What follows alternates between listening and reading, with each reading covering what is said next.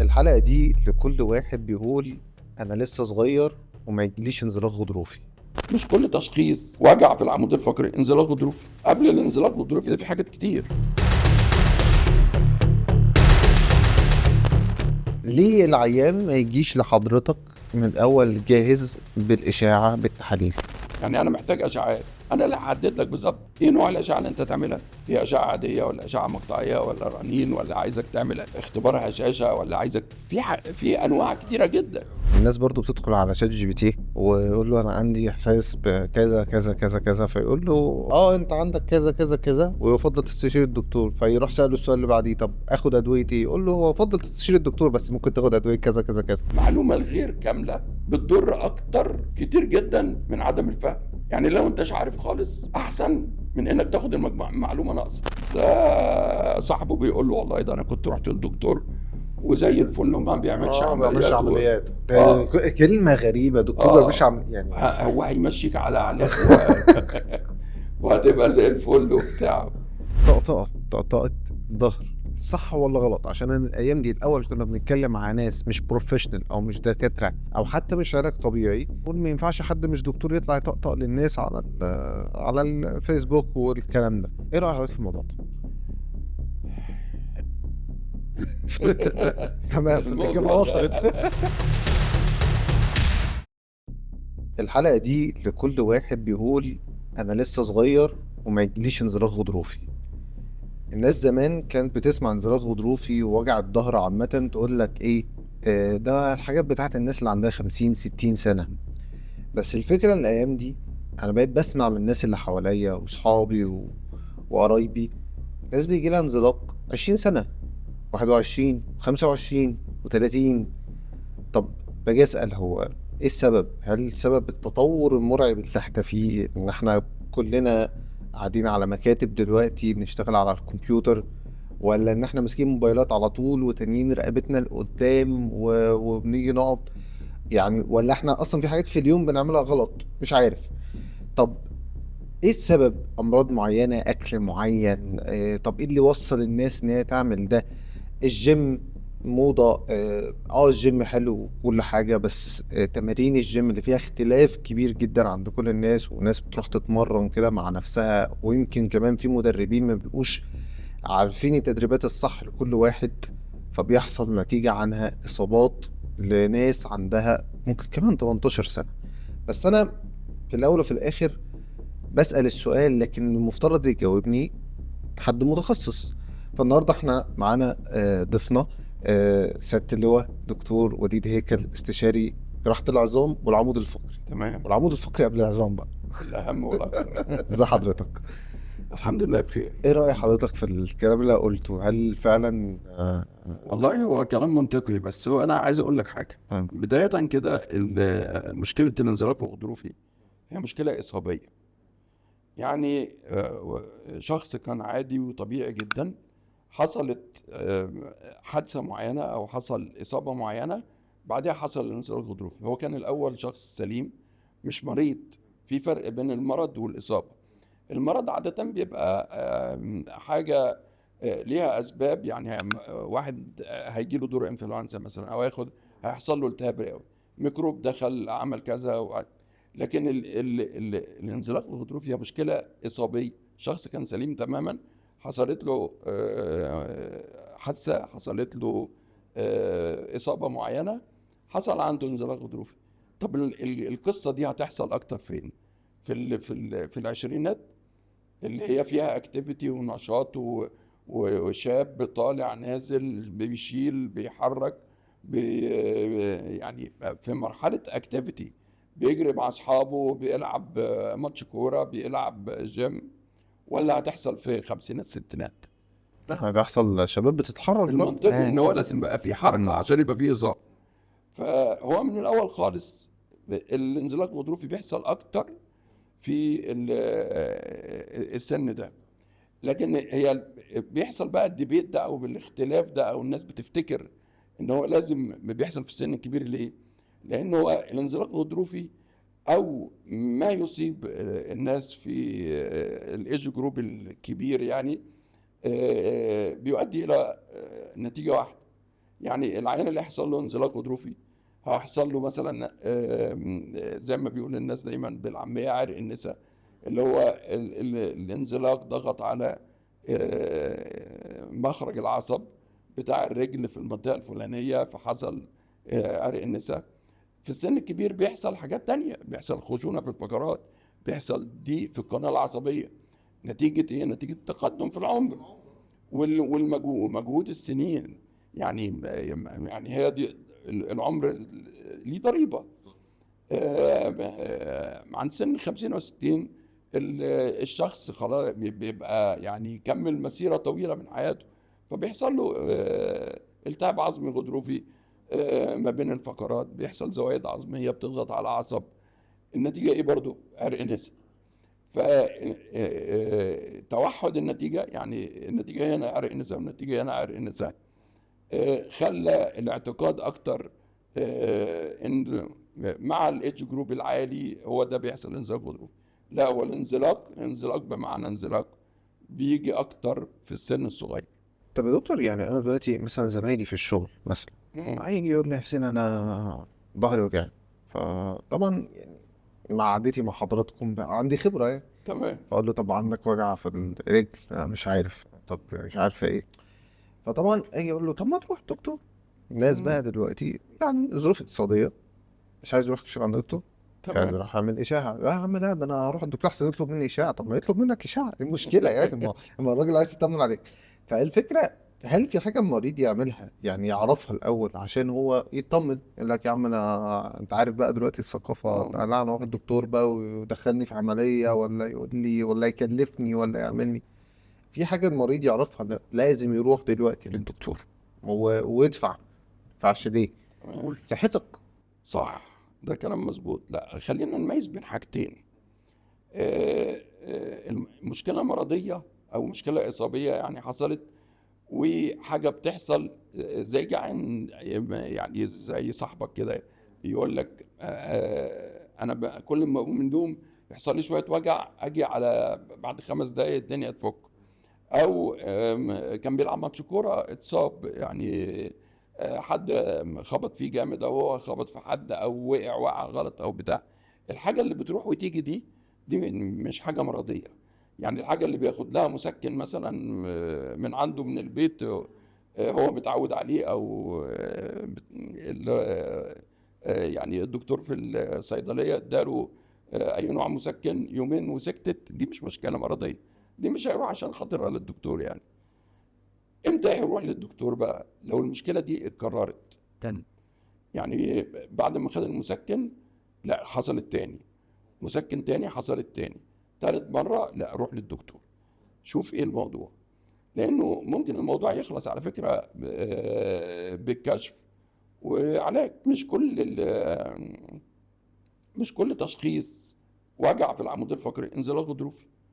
قبل الانزلاق الغضروفي ده في حاجات كتير.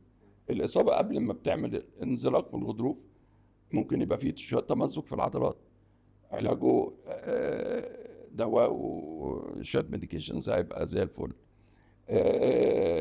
يعني أعلى شوية من التمزق في العضلات، تمزق في الأربطة، لأن العمود الفقري الفقرات دي مرصوصة على بعض وممسوكة ببعض بحاجات كتير، عضلات وأربطة والغضروف. فمش لازم كل حاجة انزلاق غضروفي. امتى نروح للدكتور بقى؟ لو ظهر مع الوجع بعض المؤثرات بقى العصبية، انه بدأ يبقى في ألم في الظهر وبيسمع في الرجل. بيسمع في الرجل برضو لغاية فين؟ هل هو بيسمع في منطقة الفخذ بس لغاية الركبة مثلا، ولا هو بينزل تحت في منطقة السمانة، ولا الوجع ده كأنه خط كده ماسك من أول الظهر واصل لغاية القدم من تحت؟ طب الوجع ده اللي في الرجل ده مع تنميل، مع اختلاف في الإحساس، بدأ في حتة مش حاسس بيها قوي زي بقية يعني حتة في الجلد هو مش حاسس بيها زي بقية الجلد، بيقف تحت الدش يلاقي الحتة دي هو مش حاسس بيها قوي. كل الحاجات دي لا، لازم يروح يستشير. وتبقى كتير، مش راحت وجت يعني، مش انا ايوه بالظبط. بالظبط كده. الحاجه المستديمه دي اللي هو مش العلاج بتاعه هو الشخصي ما قدرش عليها، لا يبقى في الحالة دي لازم نروح للدكتور. انا في حاجه بتجنني دلوقتي، الناس برضو بتدخل على شات جي بي تي ويقول له انا عندي احساس بكذا كذا كذا كذا، فيقول له هو شات جي بي تي دلوقتي في عليه رقابه، بس هو برضه بيعمل ايه؟ يعني يقول له اه انت عندك كذا كذا كذا ويفضل تستشير الدكتور، فيروح سأله السؤال اللي بعديه طب اخد ادويه ايه؟ يقول له هو يفضل تستشير الدكتور بس ممكن تاخد ادويه كذا كذا كذا. ايه رايك في الموضوع ده؟ إذا كانت بتجننك أنت 1%، فهي بتجننا إحنا في العيادات 100%. اه لا يعني الناس بتستخدمه استخدام آه، يعني غلط جدا بصراحة. لأن هو كمان لما بيجي يترجم تقارير أشعة، لما بيجي بيحصل حوار بينه وبين المريض، ده بيدخلنا في مشاكل. لأن المريض بيبقى جاي بكونسبت في دماغه، يعني زي ما يكون هو قاعد قدام الدكتور بيمتحنه، هو هيقول زي الشات جي بي تي بس ولا انا لا. قال لي مش عارفه ايه. صح دي. وبيفضل يسألك ومستني الرد عشان يجي في الآخر يزنقك يحط لك درجة. الموضوع مش كده خالص. الشات جي بي تي ده أنا يعني ده الاسترشاد بس، ويستحسن لا.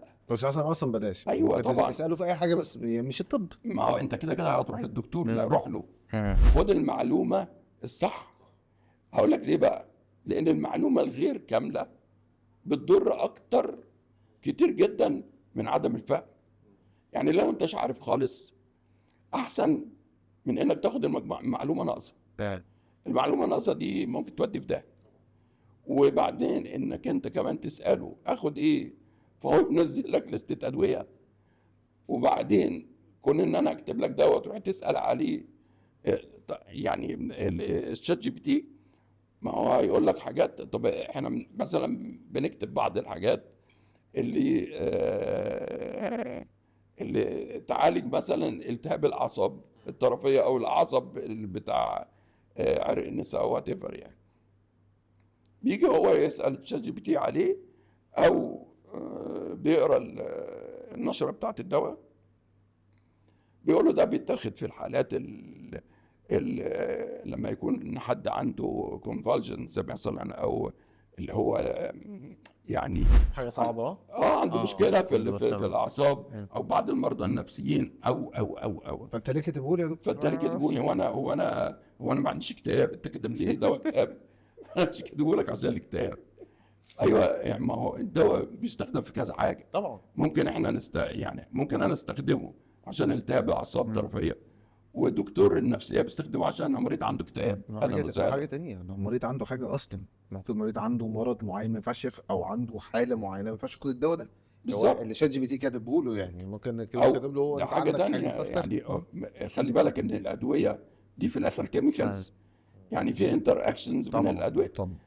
يعني لازم الروشته اللي انا بكتبها بتبقى موزونه بطريقه معينه. وانا باخد تاريخ مرضي للمريض. انت عندك امراض ايه؟ عندك ضغط، عندك سكر، طب بتاخد ايه للضغط، بتاخد ايه للسكر، عشان لما اجي اكتب الروشته بتاعتي. او عندك مشكله في القلب، او عندك مشكله في الكلى، او وظائف الكبد عاليه، او وظائف الكلى عاليه. الحاجات دي كلها بتخش في اختيار نوع الدواء. وبعدين هل هو بياخد ادويه تانية؟ بياخد ادويه مثلا عيان القلب مثلا بياخد ادويه للسيوله.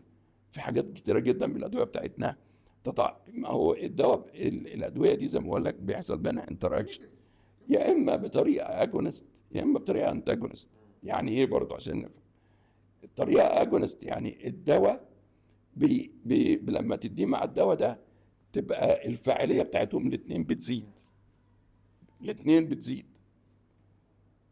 او العكس، لما بدي الدواء ده مع الدواء ده بيشتغلوا انتاجونست، يعني ايه الفاعليه بتاعتهم الاثنين بتقل. يبقى انا في الاخر ما وصلتش للتارجت اللي انا عايزه. فلازم الحاجات دي كلها هو الدكتور لازم يعني من غير انت ما تقول هو بيسالك بعض الاسئله، وفي الاخر بيكتب روشته.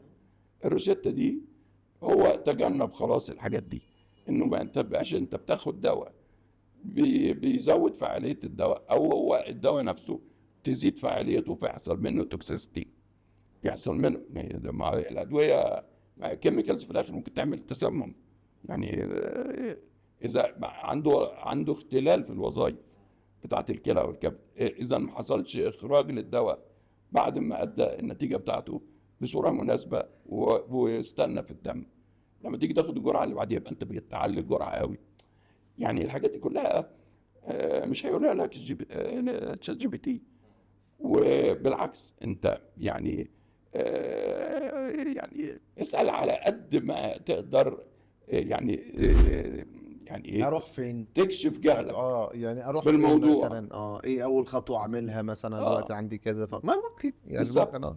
في ناس بتنزل صور اشعه على الشات جي بي تي ايوه ده بيقول انت بيحصل. محتاج عمليه. ده بيحصل. ده ف... بيحصل. فهو بيجي اصلا العياده مم. خلصان يعني. مم. طب يا دكتور، يعني هي نقطة خلاف. أنا يعني دكتور زي حضرتك، أنا لما بدخل عيادتك ما شاء الله ما شاء الله عيادة مليانة فيها ناس كتير، خلاص بدخل أقعد في العيادة وأقعد أستنى لحد ما أدخل لحضرتك، وأبقى ما أدخل أكشف ألاقي حضرتك بتقول لي مثلا إن مثلا عندك واحد اتنين تلاتة، طب لازم تعمل لي التحاليل دي وما أخدش 5 دقايق. فده في عيانين يقول لك طب ما كنت تقول لي من الاول اروح اعمل اشاعه، فاهم؟ مشواره بقى ولسه اروح اعمل اشاعه ولسه اعمل تحاليل ولسه بتاع، طب ما كنت وايه، ويحسبوها بقى اللي هو ايه، فانا هجي لك تاني، فانت استشاره حسبه بقى اقتصاديه كمان. ليه العيان ما يجيش لحضرتك من الاول جاهز بالاشاعه بالتحاليل؟ هو ده سؤال جميل الصراحه، لانه هو في شقين. شق انت قلته يعني ايكونوميك، اللي هو متعلق بالماده والفلوس. مفيش حاجه دلوقتي بقت رخيصه. الاشعه اللي انت تعملها دي برقم، اه. صح؟ MRI ولا CT او بالذات الMRI يعني. بالظبط. وشق تاني بقى اللي هو الميديكال، الشق الطبي. اه. انت هتروح لمعمل الاشعه تقول له اعمل اشعه ليه على ظهري كده بس خلاص، اه. فيقوم هو واخدك عامل لك اشعه ضغط. بالظبط. اي نوع الاشعه؟ وعايز نوع على الاني التحليل. منطقه في الظهر. اه. يعني اه. انت جيت لي العياده عشان الحاجتين دول. اه. يعني ده اذا ما كانش الموضوع وقف عند الكشف طبعا. وعلاج وخلاص. اه. يعني انا محتاج اشعاعات، انا اللي هحدد لك بالظبط ايه نوع الاشعه اللي انت تعملها. هي اشعه عاديه ولا اشعه مقطعيه اه. ولا رنين، ولا عايزك تعمل اختبار هشاشه، ولا عايزك صح. في انواع ده كتيره حاجات كتير جدا. قوي. وبالتاريخ المرضي كمان بيأثر على نوع الاشعه اللي انا عايزها. فانت وفرت على نفسك فلوس، لان انا كتبت لك نوع محدد من الاشعه. ثانيا الحاجه المهمه جدا ان انا اخترت لك النوع اللي انت هتعمله. افرض انا مش عايز اكتر من اكس راي عاديه، اشعه عاديه اللي هي بتتعمل بقد كده، هتروح انت تعمل رنين اللي بيتعمل بقد هو كده. قد كده. يعني اشعه اصلا وبعدين ارخص شويه. يعني ما فادتنيش لو انت جاي لي برنين وانا عايز هو انت اشعه عايز عاديه، الاشعه العاديه؟ هقول لك ارجع اعمل اشعه عاديه. فدفعت فلوس تاني. فدفعت فلوس تاني على الفلوس. اه. طب لو عيان جه لحضرتك بقى ومعاه الحاجه دي اصلا جاهزه؟ لو تصادف بقى ان العيان عمل اللي انا عايزه، او هقول بلاش كده، والعيان ممكن بيروح لدكتور واثنين اثنين وثلاثه وثلاثه وبعدين ده جالي. سؤال احنا رايحين اه دلوقتي. فهو الدكاتره اللي هو راح لها قبل كده قالت له اعمل كذا وكذا وكذا وكذا، فاللي جاي بيه ده هو مفيد بالنسبه لي، خلاص انا وسهلا. مش مفيد خلاص، مش مش مفيد، صح او هقول له انا روح اعمل لي اللي انا عايزه اه. عشان نشخص. اصل خلي بالك برضو، بدايه العلاج المظبوط تشخيص دقيق دقيق. مظبوط. اه. لو النقطه دي مهمه جدا، ولازم تبقى واضحه في ذهن الدكتور وفي ذهن المريض، لان المريض بيساعد الدكتور جدا لما يبقى فاهم او فهم من الدكتور هو عنده ايه. انت عندك كذا وحصل كذا وده ضغط على ده فحصل لك كذا في العصب، انت ما عندكش مشكله في العصب، مشكله عندك عضليه، احنا هنعمل كذا. ده ده الفرق بين الدكتور وهو قاعد قدامه في العياده، وفرق بين ان هو ماسك التليفون وعمال يسكرول على الشات جي بي تي او وات ايفر. التليفون اه بيجيب له اصلا غضروف عنقي. حتى لو سمعنا انا اصلا، انا شخصيا لو هو مثلا دخل على اي حاجه، اي ابلكيشن من السوشيال ميديا وسمعنا انا بشرح عن حاجه معينه، خد انطباع انه عنده المشكله دي، تمام. فراح عمل اللي انا كنت بقوله. دلوقتي اه، هو ممكن ما يكونش عنده المشكله. بالظبط. بالظبط. هي لسه يعني انا مثلا انا جالي انزلاق غضروفي زمان وانا صغير، وبعدين جالي يعني زي كان بيجي لي وجع في الكلى وبتاع. انا ساعات كان الوجع بيتضارب مع بعض، لان وجع الكلى بيبقى اغلبيته في الظهر. طب انا كده ده وجع ظهري ولا ده وجع ايه؟ طب انا فساعات بيحصل برضو يعني لخبطه للمريض، يعني ساعات في حاجات بتخبط في بعضها. ما هي دي وظيفه الدكتور، بالظبط. ان هو بياخد منك الهيستوري. انا عندي كذا وكذا وكذا. تمام.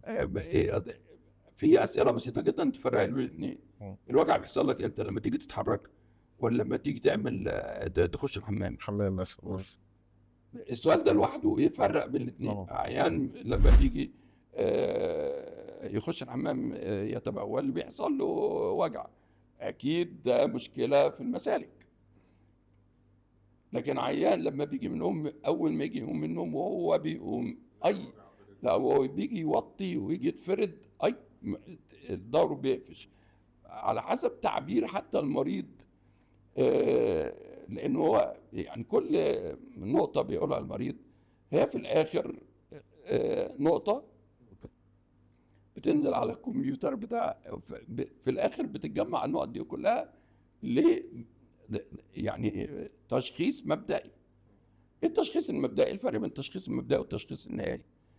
التشخيص المبدئي ده اللي انا من الهيستوري بتاع المريض والفحص بتاعه حطيت عنوان رئيسي: المريض ده عنده، ممكن يكون عنده انزلاق غضروفي، ممكن يبقى عنده جذب. تحتيه بقى ديفرنشال دايجنوز، اللي هي ايه؟ اللي هي ايه اللي يتشابه في الاعراض مع التشخيص ده. يعني عرق النسا مثلا، وانا دايما اقول للمريض كده: العرق النسا ده مش مرض، ده عرض. انت عندك عرق نسا، انت اللي تقول، المريض يقول انا عندي عرق نسا. اللي هو ايه عرق نسا؟ اللي هو وجع بيبتدي من اخر الظهر وينزل في الرجل لغايه الصوابع وكذا، يعني هو ده لكن لما يجي انا كشفت عليه وشفته، يبقى عرق النسا ده جاي من ايه؟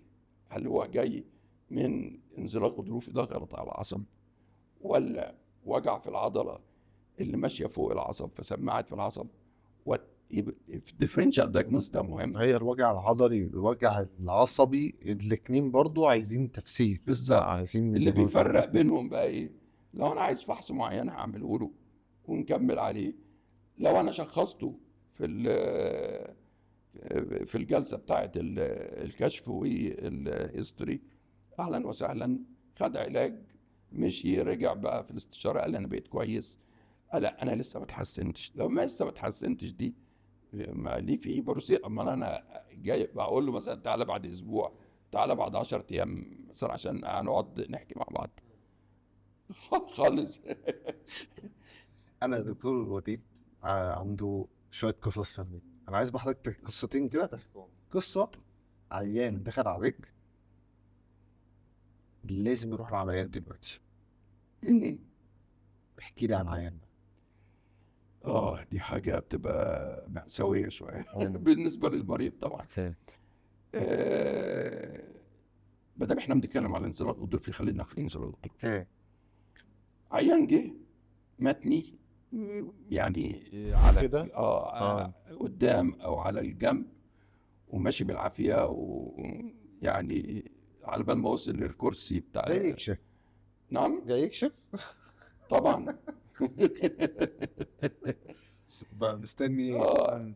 عمل اشعه، لقينا غضروف قد كده، بنص كبير، او مضغوط بقى، او دي يعني فيصليه، صغير بس مكانه وحش. يعني ايه صغير بس مكانه وحش؟ نخاع مثلا. يعني الغضروف صغير، حجمه صغير، انما طالع على مخرج العصب بالظبط، فقافش العصب ميكانيكالي. يعني هو ضاغط على كل العيان، ما بيتحرك حركه. السلوك بايظه خالص. اسوأ وجعين تشوفهم في حياتك هو وجع العصب بتاع الظهر ده، زيه بالظبط زي الوجع العصب لما يتكشف بتاع السنان. انا دايما اقول ان دول اصعب وجعين المريض بيشوفهم.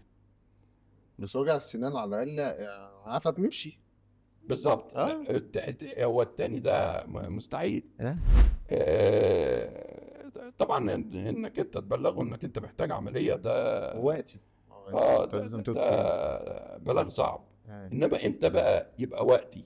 انت دلوقتي النهارده هنطلع دلوقتي على على العمليات، اه هتتجهز وانا اجي لك بعد ما اخلص العياده نعمل العمليه. اه لو حصل مؤثرات عصبيه واضحه، ده كان قطني ولا عنقي يعني؟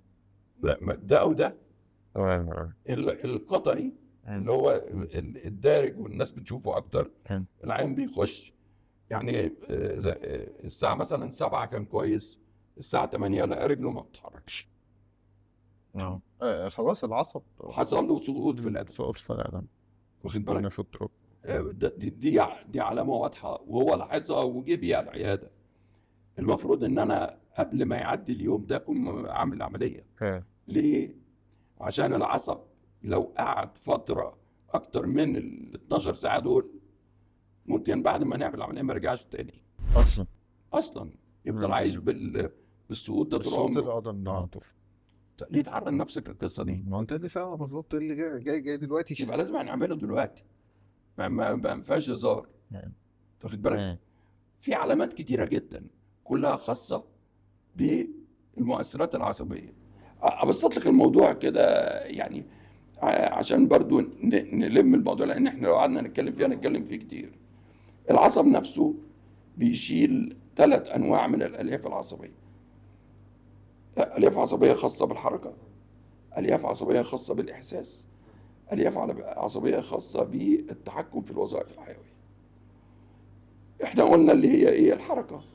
كان بيحرك رجله عادي، فجأة لقى ما في القدم ساقطة ما بترفعش، بيجي يمشي يخبط في حرف السجادة، بيجي بيروح بالكعب واقع، القدم ما بترفعش. الحاجة التانية ان جزء من الإحساس، الألياف العصبية بقى الحسية، لما بتنضغط بيتقلب الاحساس. يعني المفروض انت وانت قاعد كده ما انتش حاسس بجلدك، افرض بدات تحس فيه بحرقان، بدات تحس فيه بتنميل، بدات ما تحسش بيه خالص، راح بقى خالص. اذا الالياف العصبيه اللي خاصه بالاحساس راحت. تالت حاجه ودي اهم بقى، اللي هي الالياف العصبيه اللي بتغذي الوظائف الحيويه، اللي هي زي التبول. بالظبط. يجي عيان يقول لك انا نمت صحيت لقيت نفسي مبلول. عملنا على راسه. هو ما عملش حتى على روحه، هو ما حسش صحي ما أصلاً. حسش اصلا. ما حسش. يعني تحكمات بقى البول وحاجات كتير قوي الثلاث حاجات دول يبقى لازم العمليه تعمل دلوقتي، ثلاث ما علامات نستناش للصبح. ريد فلاك يعني زي ما بيقولوا دلوقتي. ده مش رد، ده قلب بقى بلاك يعني. طيب عيان بقى ودول كتار قوي يلف لفته ويجي يقول لك يا دكتور انا عايز اخد منك تشخيص، انا داخل بكره اعمل ايه؟ عايز اخد منك رايك يعني. احكي لي قصه عيان يعني جالك ليك يعني. عايز منك القول النهائي. عايز منك قول ان هو لفته هو طبعا ما فيش عيان عندنا في مصر هنا، ودي فرق ثقافات يعني. بتقول له انت محتاج عمليه، وخاصه لو عمليه ما مش ايرجنت يعني، مش حاجه انت لازم تعملها دلوقتي، وبيقول لك ماشي على طول يعني. لا، ده صاحبه بيقول له والله ده انا كنت رحت للدكتور وزي الفل وما بيعملش ما بيعملش عمليات. آه. كلمه غريبه، دكتور ما بيعملش عمليات. هو هيمشيك على علاج وهتبقى زي الفل وبتاع. فنروح للدكتور، بيبقى عادة لفته يعني. هو نوعية من العيانين هو عايز منك قرار واضح، واخد بالك؟ مع ان انا دايما اقول ان العملية قرار مشترك بيني انا وبين المريض. يعني ايه هو يعني بنسبة كام في المية وكام في المية؟ 50% و50%. انا فحصت وسمعت الشكوى وعملت الفحوصات، وطبيا المريض ده محتاج يعني جراحيا هو محتاج جراحه، فبقول له هو محتاج جراحه، لازم هو نفسه المريض يبقى موافق انه يتعمل له الجراحه. يعني ايه كلمه موافق؟ كان الوفي يعني الاعراض اللي عنده دي يعني سيفير اناف او قويه تخليه هو مش قادر يستحمل، خلاص بقى يعني مغير اللايف ستايل بتاعه، مش عارف يروح شغله، مش عارف يمارس رياضته، مش عارف حياته وقفت بالمنظر ده، يبقى هيقول لي واخد بالك؟ ده الشق بتاع المريض. الشق بتاعنا بقى اللي هو ايه؟ اللي هو الطبي. طيب في حاجة تانية بقى مهمة جدا، اختيار ادوات العملية. تعمل فتح جراحي ولا العملية دي تعمل بالميكروسكوب؟ ده قرار انا بقى، لانه هو يجي بعد الملف كل لفته واحد بقى، وحاجته برضه. وكل حد قال له حاجة، واللي قال له انا ده انا عامل العملية فتحة قد كده، ولا عامل عملية. ده قرار الدكتور مش قرار المريض خالص. معلش يعني، هو انت محتاج كذا وهيتعمل بالطريقه الفلانيه. يعني قابل الكلمتين اللي انت سمعتهم، اهلا وسهلا. مش قابل خلاص انت حر. لكن هو اللي انا بقوله لك ده اللي انا هعمله. انا قلت لك كلمه اختلاف ثقافات ليه؟ يعني بره مثلا في اوروبا اشتغلت فتره مش قصيره، يعني طويله. العيان بتقول له، لذلك الواحد بيبقى حريص جدا هناك الحقيقه انه يطلع من بقه كلمه جراحه. ليه؟ قلت الثقافة.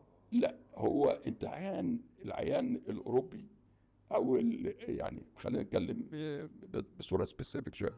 في انجلترا مثلا انت محتاج جراحه، طب هنعمل امتى؟ انت شايف الفرق؟ العيان المصري طب هنعمل ايه وهنروح فين وانا من فين وتبقى لابس مش يا ممكن دكتور. نتاخر شويه. تبقى لابس يا دكتور بالمره. وبعدين هروح لدكتور تاني آه. وتالت ورابع. صح، لا، وحشه وحشه قوي موضوع ان احنا نروح لكذا دكتور دي. هي لا وحشه ولا حلوه، بس لا هي يعني. زي ما بقول لك اختلاف كبير جدا في اه وبعدين هنا في مصر برضو الناس بتخاف زياده. الموضوع اتطور جدا يا جماعه يعني. انا مش منحاز، بس اطباء المصريين انا بشوفهم متميزين. انا هقول حاجه بس، اطباء المصريين متميزين مش عشان احنا مصريين، عشان انا سمعتها من الناس بره. عدد الحالات اللي بتعدي على الدكتور المصري مش زي الحالات اللي بتعدي في انجلترا. انا سمعتها من الناس هناك، يعني في ناس اخره. انا بتكلم كمان بالذات على مش العيادات الخاصه، انا بتكلم على الحاجات الحكوميه. عدي كام عيان في اليوم مثلا مع حضرتك؟ عدي لك كام عيان في هناك؟ بيعدي كام عيان؟ فانا سمعتها من حد قبل كده، لا الدكتور المصري بيعدي عليه حالات كتير، وكل ما الحالات زادت كل ما الخبره زادت يعني. فانا مش عارف ليه الناس بتخاف يعني. هو الخوف ده طبيعه انسانيه آه. عاديه بشريه يعني. وطبعا يعني انا شهادتي على الدكتور المصري هتبقى شهاده مجروحه. طبعا طبعا انا الناس ف... قالوا لك ما انت عشان بس انا عايز اقول ان انا في خلال الفتره اللي انا قضيتها بره والشغل اللي انا بشتغله هنا، العلاج في مصر يا اخوانا اسهل بكتير ومور افكتيف بكتير عن علاج بره. عن العلاج بره. انت بتعدي بره ب يعني انت بتعرفش تاخد مسكن مره؟ الصعب السهل يعني لا يعني بجد الموضوع هنا في مصر اسهل بكتير. اه والكفاءات اه بتاعت الدكاترة المصريين عالية جدا. اه وجراحيا نسبة الموهوبين في مصر جراحيا أعلى بكتير من بره. أنا بقولها لك، وزي ما بقول لك أنا شهادتي مجروحة، بس أنا عارف أنا بقول لك إيه. انا سؤال جاي يعني، سؤال برضو بيخطر ناس كتير قوي بتيجي تقول لي انه دكتور العلاج الطبيعي بتاعه يعني قال ان هو ما ينفعش ان احنا نعمل عمليه اعمار الفتره دي. بيحصل تضارب. انت ايه رايك في التضارب ده؟ يجي دكتور العلاج الطبيعي يقول لا، ما انا شايف انت مش محتاج عمليه، وشايف ان حضرتك ممكن تعمل علاج طبيعي والكلام ده. والله هو المفروض إنه ميبقاش في أي تضارب ما بين الدكتور اللي بيعالج العظام أو العمود الفقري والعلاج الطبيعي، لأن أنا أصلا اللي بحول له. يعني أنا اللي بقول للمريض أنت محتاج علاج طبيعي، روح اعمل علاج طبيعي، وبكتب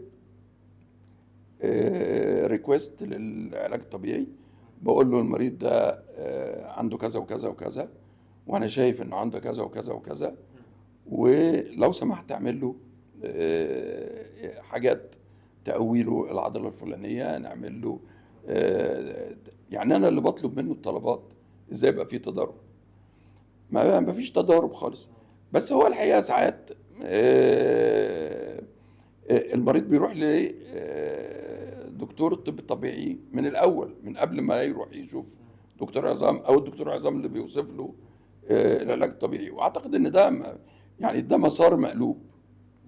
يعني لازم الاول يبقى هو راح لدكتور، والدكتور يحول له علاج طبيعي عشان يعمل كذا وكذا وكذا، وبعد ما يخلص عدد معين من الجلسات هيرجع له تاني وهيقول له النتيجه كذا كذا. والدكتور يعني بين الدكتور بتاع العظام او العمود الفقري ودكتور الطب الطبيعي لازم يبقى فيه انا بعته بريكوست، حضرتك رد لي برد ان بعد 6 جلسات، بعد 12 جلسه، انا شايف ان العيان بيتحسن في الحاجات الفلانيه، والحاجات الفلانيه ما اتحسنتش، فشوف انت هتعمل ايه. بيرجع تاني بنعمل فحص تاني، محتاجين فحوصات اكتر بنعمل. يعني هو عمليا المفروض ما يبقاش في تضارب. التضارب ده بيحصل نتيجه المسارات المقلوبه والمسارات الغلط. واراء بس برضه، يعني كل واحد برضه يعني مش بس انا شايف طبعا الجراح بيبقى رايه ادق طبعا. حضرتك شايف جوه في ايه؟ بالظبط. اه. لا يعني وتعليقه على يعني انا الريبورت بتاع الاشعه ده مش مكتوب عشان المريض يحطه على شات جي بي تي ويشوف. اه.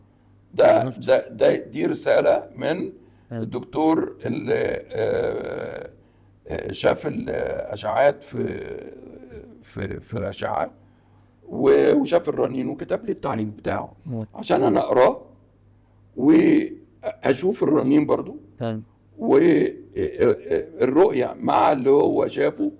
دول الرأيين على بعض بيكونوا في الاخر رأي. يعني لو مين اللي هيعمل العمليه؟ لو المريض محتاج جراحه، انا اللي هعمل العمليه ولا دكتور العلاج الطبيعي ولا دكتور الاشعه؟ انا اللي هعمل، انا اللي هكون الرأي الاخير. لكن هي دي كلها حاجه وسائل مساعده تخليني اوصل في الاخر لافضل نتائج. هو المفروض ان مفيش تضارب. التضارب بيتعمل الصراحه من الناس، يعني او من بقى يعني كتر خليك مع دكتور وهو اللي بيوجهك، وانت طالما عندك الثقه فيه خلاص يبقى هو لو هو في الاخر ما عرفش يوصل لنتائج يقول لك انا كده خلاص، وممكن تروح لفلان هيفيدك اكتر. طيب احنا عندنا شويه اسئله سريعه واجابتها تبقى سريعه. تمام. خلاص، وانا جايبها شويه من الناس اللي بتقول هل الكرش بيضغط على الفقرات؟ لا، هو الكرش الحقيقه بيعكس الكيرف بتاع الفقرات القطنيه. يعني ايه بيعكس؟ او بيزود الفقرات، مش مرصوصه على بعض زي القلم الرصاص كده، لا بيبقى فيها كيرفات. يعني والكيرفات دي ربنا سبحانه وتعالى عملها لسهوله الحركه طبعا، وعشان في الاخر الويت او الوزن بتاع الجسم ينزل في حته يعني في رسمه معينه كده، بحيث ان هو البني ادم يبذل اقل مجهود عشان يتحرك الحركه الفلانيه. فلما يبقى في كرش كده بياخد الفقرات ويطلع لقدام، فبيزود اللمبر لوردوسس، بيزود الانحناء بتاع العمود الفقري في المنطقه القطنيه، بيعمل ستريس عليه، بيعمل ساعات بيعمل مشاكل. طيب كل الحوامل بيجي لهم انزلاق غضروفي؟ ده خالص. لا، مين اللي قال كده؟ حاجات من اللي بتتقال عن النت. لا، الست بتحمل وتولد عادي من غير ما يحصل لها انزلاق، ومش من ضمن اسباب الانزلاق الغضروفي الحمل. بيجي لها وجع ظهر عادي. وجع ظهر ده عادي. وجع ظهر، وده على فكره بيختلف من يعني في اول 3 شهور في الحمل غير تاني 3 شهور غير تالت 3 شهور. طبعا. طيب المشي ولا الجري؟ يعني تحب البني ادم يجري اكتر ولا يمشي اكتر؟ ده على حسب الايدج جروب بقى. هل هو في العشرينات ولا في السبعينات؟ لو في العشرينات الجري. بس مش هي دي الرياضه المفضله في حالات الانزلاق الغضروفي عشان نبقى واضحين. في الانزلاق الغضروفي لا، مش هي دي الرياضه المفضله. امال ايه الرياضه المفضله؟ الحاجات اللي ما فيهاش ويت بيرنج، تحميل على الظهر، زي السباحه، ينفعش حد عنده انزلاق غضروفي يلعب سباحه؟ لا، الانزلاق الغضروفي بيستفيدوا من السباحه والله. لانه بيقوي العضلات اه. اللي بتاعه العمود الفقري في المنطقه القطنيه، وفي كل المنطقه السباحه دي ده قصدي حضرتك السباحه افضل من المشي والجري؟ جدا. اه، لا يعني لو المريض عنده الفرصه ان هو يختار، يعني هو مريض بيعرف يعوم مثلا، لا عوم احسن، انزل اعمل سباحه افضل لك كتير جدا. اعمل جيم بس بتمرينات معينه اللي هي تخدم تقويه العضلات في المنطقه اللي فيها الانزلاق دي. كل ما قوى العضلات شالت الحمل من على الفقرات، قللت الضغط وزودت الاحساس بالارتياح. انا عندي سؤال اختم بيه الحلقه، وحاجه بشوفها كتير قوي الايام دي ومجنناني: الطقطقه، طقطقه الظهر، صح ولا غلط؟ عشان أنا الايام دي الاول كنا بنتكلم مع ناس مش بروفيشنال او مش دكاتره او حتى مش علاج طبيعي، ونقول ما ينفعش حد مش دكتور يطلع يطقطق للناس على الفيسبوك والكلام ده. دلوقتي بقى في دكاتره بتطلع وبيعمل موضوع الطقطقه. وكان في حد شفته كمان، ما اعرفش حضرتك تعرف ولا لا، اللي بقى يحط الناس على جهاز الاشاعه ويمسك جهاز الطقطقه ويطقطق لهم تحت جهاز الاشاعه. ايه رايك حضرتك في الموضوع ده؟ تمام، الموضوع الاجابه ده وصلت. ذو شجون. اه والله، اصل مش كل حاجه تنفع لكل مرض، والا كان لو كل مرض او كل مشكله ليها حل واحد، ما كانتش الناس خلاص بقى كان هو اللي عنده كذا يعمل كذا وخلاص. مش كل في مريض لو اتطقطق انزلاق كبير قد كده وانا رحت مطقطق، واثناء الطقطقه ده الحته المنزلقه دي دخلت في مجرى العصب، بالظبط. يبقى هو لازم يعمل عمليه دلوقتي النهارده، ده خلاص، ما مش هو بكرة. ده خط. مش كل انا الحالات. بشوف ناس بتروح مسك واحد كده يروح شده. الطقطقه دي بتنفع في حاجات معينه، لو الفقرات يعني يعني ما هو الفقرات دي بتتمفصل على بعض مفاصل صغيره، صح؟ لو المفاصل دي موروبه عن مكانها شويه، يعني نتيجه حركه غلط، نتيجه وات ايفر، وانا الدكتور بتاع ده طقطقه والمفصل ده رجع تاني، العين هيستريح.